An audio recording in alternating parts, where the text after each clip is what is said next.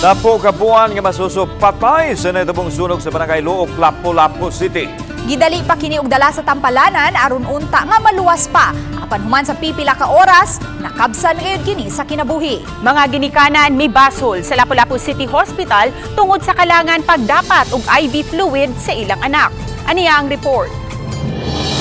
Nahiagom og second-degree burn ang napo kabuang masuso nga si John Nicron Casinillo Ruiz. Human masunog ang ilang panimay sa sitio Dama de Noche, Barangay Luok, Lapu-Lapu City, pasado alas 3 kagahapon sa hapon. Gidala pa kini sa tambalanan, apan human sa pipila ka oras, nakabsan kini sa kinabuhi.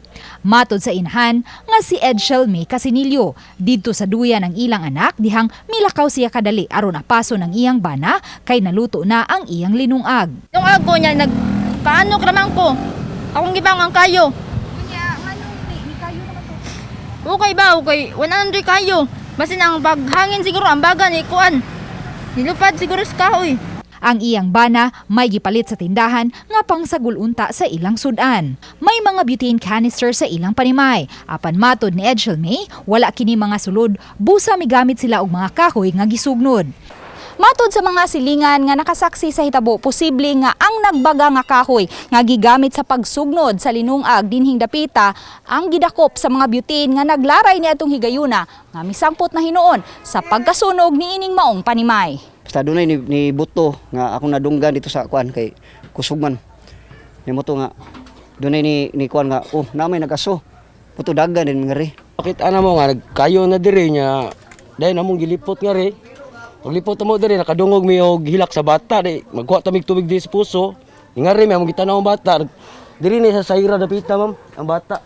Abot na siya gligid tingali diri gumikan sa kainit na tingali. Dahil mo to among gikuha na mo niya pagkuha na ko pagawas na ko diri hatar ko siya kamahan. Ang Lapu-Lapu City Fire District nagsubay karon sa anggulo nga nabiya ang linungag. Ang iyang aligasyon mga amo sa mga suspitsa nga ang hinungdan is naggumikan kuno sa kanang sansan, nagsansan kuno to siya pero karon dili mi maka istorya o kabuhi o mga aligasyon kay under pa sa investigation. Apan ang amahan sa bata, mibasol sa mga hospital staff sa Lapu-Lapu City Hospital tungod kay nataod-tauran pa, una na dapatan og IV fluids ang ilang anak. Manta na mamatay ang bata, ma'am. 3 hours pa may diri sa hospital, ma'am. Sige, glas-glas sa tiil, sige pangitas sa ugat. 3 hours, sige hilak ang bata.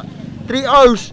Kung gidagag Vicente Soto, kung kamao pa ang kaning kuan, yung mga doktor diri, mabuhi pa ko anak. Gipasabot ni Dr. Debra Custodio, Chief of Clinic sa Lapu-Lapu City Hospital, nga lisod gayud ang pagpangita sa ugat sa usa ka masuso, ilabi na nga 60% sa lawas niini ang napaso.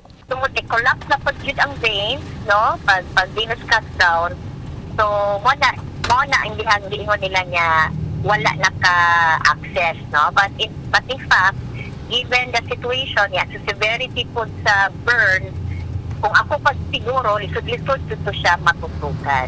Base sa death certificate sa bata, cardiopulmonary arrest, secondary to acute kidney injury, partial thickness burn, 60% TBSA, acute septic shock ang hinungdan sa iyang kamatayon.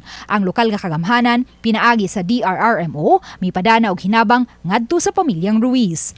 Uban ni Marlon Melgazo, Luan Mirondina, Balitang Bisdak.